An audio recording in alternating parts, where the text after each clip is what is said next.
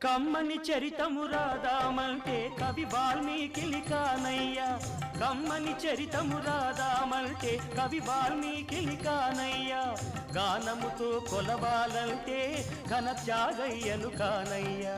గానముతో కొలవాలంటే ఘన త్యాగయ్యను కానయ్యా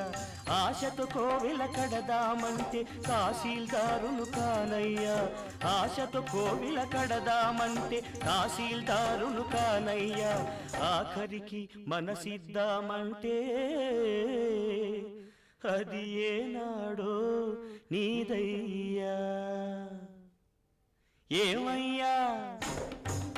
ఏమయ్యా ఓ రామయ్యా ఎలా సేవించాలయ్యా నిన్ను ఏమని కీర్తించాలయ్యా ఏమయ్యా